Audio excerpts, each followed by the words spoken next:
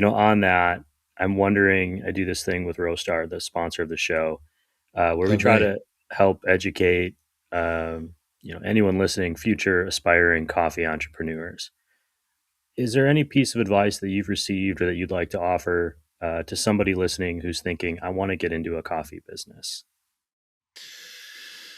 Yeah, I think, I mean, I really like the way that we started, which is, inserting yourself into the community as much as possible. You don't need a ton of gear. Like when I started, I was just brewing French presses and I would make AeroPress or a pour over like for single cups.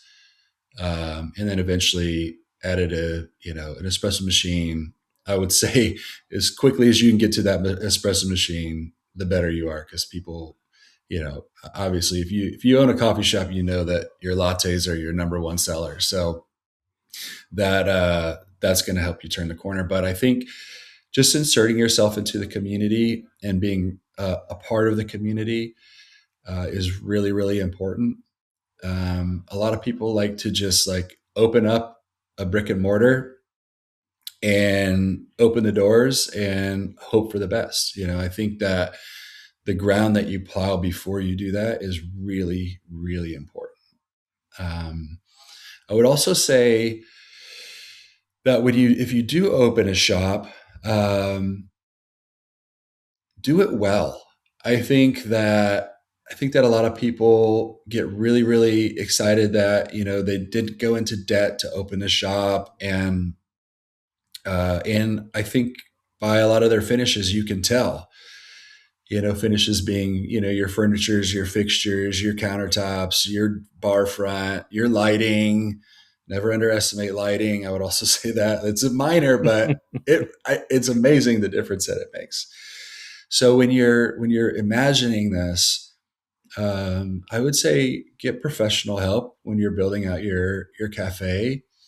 Um, I think people initially are really, really scared of debt, and I think that that's smart to be scared of debt. But I think understanding how to use debt wisely.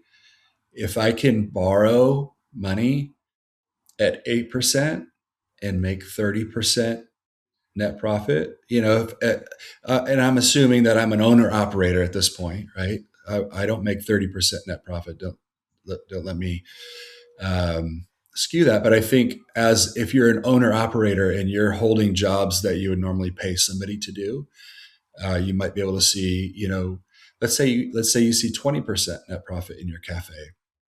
I would borrow, I would borrow at 8, 9% all day long to build out the cafe that's going to go the long haul, rather than one that looks like you use popsicle sticks and rubber bands and duct tape to build it.